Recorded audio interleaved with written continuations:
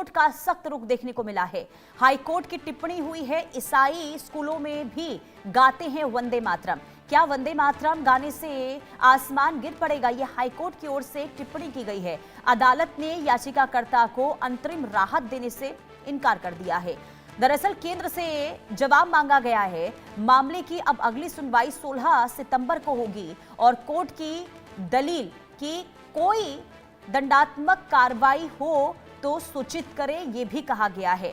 तो मदरसों में राष्ट्रीय गीत वंदे मातरम अनिवार्य करने के खिलाफ दायर की गई याचिका पर कलकत्ता हाईकोर्ट ने बेहद सख्त रुख अपनाया है। कोर्ट ने याचिकाकर्ता को झटका दिया है और फिलहाल कोई भी अंतरिम राहत देने से साफ इनकार कर दिया गया है। सुनवाई के दौरान न्यायमूर्ति ने तल्ख टिप्पणी की और कहा कि हजारों ईसाई स्कूलों में भी प्रार्थना के दौरान वंदे मातरम गाया जाता है, क्या उससे कोई आसमान गिर पड़ेगा? हालांकि याचिकाकर्ता के वकील ने सांप्रदायिक सद्भाव बिगड़ने का तर्क दिया, लेकिन हाईकोर्ट ने केंद्र सरकार से जवाब मांगते हुए मामले की अगली सुनवाई 16 सितंबर तय की है। दरअसल आपको बता दें कि कलकत्ता हाईकोर्ट ने मदरसों में राष्ट्रीय गीत वंदे मातरम गायन को अनिवार्य किए जाने के फैसले के खिलाफ दायर एक याचिका पर सुनवाई की और सुनवाई करते हुए केंद्र और राज्य सरकार को नोटिस भी जारी किया है। अदालत ने इस पूरे मामले पर केंद्र सरकार, पश्चिम बंगाल सरकार से उनका रुख स्पष्ट करने को कहा है और एक तय समय सीमा के भीतर विस्तृत जवाब दाखिल करने का निर्देश भी दिया गया है। आपको ये बता दें कि कलकत्ता हाईकोर्ट में दायर इस जनहित याचिका में राज्य के सभी सरकारी सहायता प्राप्त और मान्यता प्राप्त मदरसों में प्रतिदिन राष्ट्रीय गीत वंदे मातरम गाने के आदेश या दबाव को चुनौती दी गई है। याचिकाकर्ता का तर्क ये है कि भारत के संविधान के तहत हर नागरिक को धार्मिक स्वतंत्रता और अपने विश्वास का पालन करने का मौलिक अधिकार प्राप्त है। याचिका में यह भी कहा गया कि किसी भी शैक्षणिक संस्थान में किसी विशेष गीत को अनिवार्य करना कुछ धार्मिक मान्यताओं और व्यक्तिगत स्वतंत्रता के खिलाफ हो सकता है। वहीं दूसरी तरफ इस याचिका के सामने आने के बाद एक बार फिर राष्ट्रीय गीत और राष्ट्रीय भक्ति से जुड़े संवैधानिक और कानूनी पहलुओं पर बहस छिड़ गई है।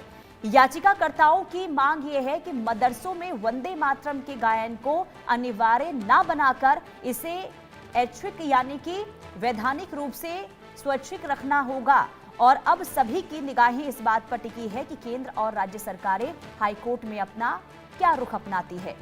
अब आइए कुछ जानकारियां आपको ग्राफिक्स के जरिए देते हैं और बताते हैं कि इस कानूनी लड़ाई और याचिका से जुड़े मुख्य बिंदु क्या हैं। ग्राफिक्स के जरिए आपको जानकारी दे संवाददाता हमारे साथ जुड़ चुके हैं पहले, रैनिक दत्ता। रैनिक ये बताइए, हाईकोर्ट की ओर से क्या टिप्पणी की गई है, क्योंकि विवाद इसे लेकर काफी गहराता हुआ दिखाई दे रहा है, लेकिन सख्त रुख हाईकोर्ट का देखने को मिला है।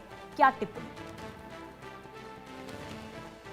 ये वंदे मातरम इशू को लेकर इसके पहले भी बहुत सारे बार विवाद बरका था, क्योंकि जब वंदे मातरम को मदरसा में एकदम लागू करने का बात किया गया था, उस दौरान ही इसको लेकर विवाद फैला था और अभी कोलकाता हाईकोर्ट की तरफ से भी इसको लेकर टिप्पणी जो है वो दिया गया है। एकदम सख्त टिप्पणी जो है वो कोलकाता हाईकोर्ट की तरफ से दिया गया है। दूसरी तरफ अगर देखा जाए तो क्रिश्चियन स्कूलों में भी अभी वंदे मातरम जो है वो मैंडेटरी करने का बात जो है वो किया जा रहा है। सिर्फ मदरसा नहीं, मदरसा के साथ साथ ही क्रिश्चियन मिशनरी जो स्कूल है, क्योंकि कोलकाता में बहुत सारे जगह पर क्रिश्चियन मिशनरी स्कूल है, उस जगह पर भी अभी ये वंदे मातरम जो है उसको लागू किया जाएगा। देखिए, पहला तो है ये जो याचिका दायर किया गया था, इस पे कहा गया था कि ये मैंडेटरी ना किया जाए, क्रिश्चियन मिशनरी स्कूल और मदरसा ये दोनों जगह पर ये मैंडेटरी ना किया जाए, मगर कोलकाता हाईकोर्ट की तरफ से इस पूरा मामले पर एकदम राज्य सरकार के पास से बयान जो है